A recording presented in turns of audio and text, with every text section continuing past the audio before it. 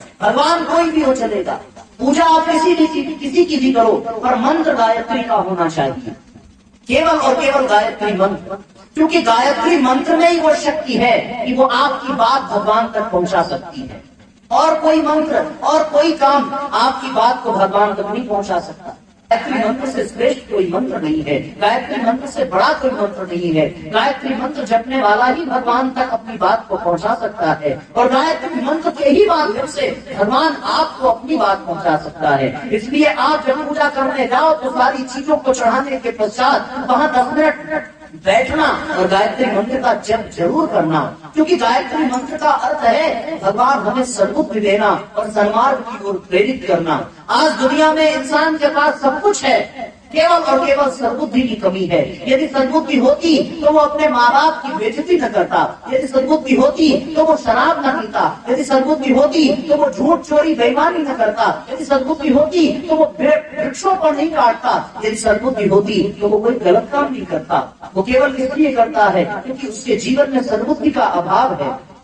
जहाँ सुमति तहाँ संपत्ति नाना, जहाँ गुणति तहाँ विपत्ति निदाना, ये शास्त्र कहते हैं। रावण के पास सब कुछ था, केवल सद्बुद्धि नहीं थी, तो उसकी सोने की लंका जल करके राख हो गई। हम भगवान से क्या मांगते हैं? धन मांगते हैं। अरे धन मांगना भगवान को लज्जित करने के बराबर है। आप भगवान से पैसा मत मांगो, आप भगवान से घर बार मत मांगो, आप भगवान से परिवार मत मांगो। ये तो बड़ी छोटी सी चीज है। यदि सद्बुद्धि आ गई तो ये सारी चीजें आपको अपने आप मिलती चली जाएंगी। और यदि आपके जीवन में बुद्धि नहीं है, सद्बुद्धि नहीं है, तो आप परिवार पा भी गए तो रावण की तरीके से अपने परिवार की हत्या करवा दोगे।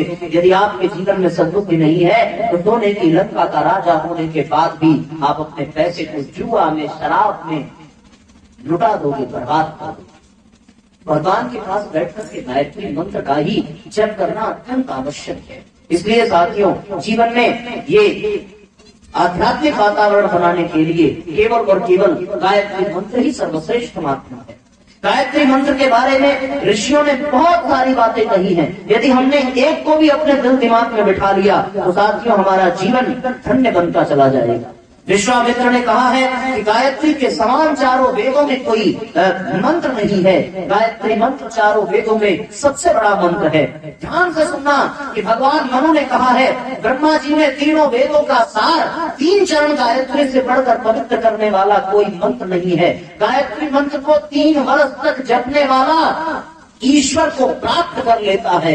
नित्य 1000 बार अर्थात 10 माला गायत्री मंत्र का करने वाला पाप से मुक्त हो जाता है। और जैसे सांप केचुली को छोड़ता है वैसे पाप उस व्यक्ति को छोड़ करके भाग जाता है। भरद्वाज ऋषि ने कहा है कि ब्रह्मा आदि देवता भी गायत्री मंत्र का जप किया करते हैं। महात्मा गांधी ने कहा है कि जिस मंत्र का निरंतर जप करने से रोगियों के रोग ठीक हो जाते हैं। लोकमान्य तिलक ने कहा है कि जिन बहुमुखी दासता से भारतीय प्रजा जकड़ी है उससे केवल और केवल गायत्री मंत्र ही दूर कर सकता है। पंडित मदन मोहन मालवीय जी ने कहा है कि ऋषियों ने जो अमूल्य रत्न दिए हैं उन सब में सबसे अमूल्य गायत्री मंत्र है। रामकृष्ण परमहंस ने कहा है कि लंबी साधना की जगह गायत्री मंत्र का जप करो तो बड़ी से बड़ी सिद्धियां प्राप्त हो जाती हैं। विवेकानंद ने कहा है कि राजा से योग्य वस्तु मांगनी चाहिए। जो राजा है उससे आप दाल चावल मांगोगे तो राजा का भी अपमान है और आपकी भी मूर्खता है। इसीलिए गायत्री मंत्र से केवल और केवल सद्बुद्धि की प्रार्थना करनी चाहिए। गायत्री मंत्र सद्बुद्धि का मंत्र है। रामतीर्थ ने कहा है कि गायत्री मंत्र मन को काम से हटा करके राम में लगा देता है। इतनी शक्ति है गायत्री मंत्र में। राम और कृष्ण भी गायत्री मंत्र के उपासक थे। इसलिए साथियों, जीवन में आप कोई भी मंत्र जपो या न जपो पर गायत्री मंत्र का जप अवश्य करना। और यदि आपने गायत्री मंत्र का जप किया तो फिर ये गंगा जल और ये गुरु जी का साहित्य और हरिद्वार आपके घर में विद्यमान हो जाएगा। इसलिए गायत्री मंत्र का जप करना अत्यंत आवश्यक है। ये सद्बुद्धि का मंत्र है। आज मनुष्य के पास सारी चीजें हैं, पैसा है, सम्मान है, वस्त्र है, जमीन है, जायदाद है, मकान है, सोफा सेट है, टी सेट है, सब कुछ सेट है, लेकिन दिमाग उसका अपसेट हो गया। और ये क्यों हुआ? केवल और केवल सद्बुद्धि के अभाव में हुआ। तो आप बताओ, धन की प्राप्ति के लिए किस देवी की पूजा करते हैं? तो पैसा पाने के लिए लक्ष्मी जी की पूजा की जाती है, विद्या पाने के लिए सरस्वती जी की पूजा की जाती है, शक्ति पाने के लिए दुर्गे माँ की पूजा की जाती है, बल पाने के लिए हनुमान जी की, बजरंगबली की पूजा की जाती है। मर्यादा पाने के लिए भगवान श्री राम की पूजा की जाती है। मन की शक्ति पाने के लिए भगवान श्री कृष्ण की पूजा की जाती है।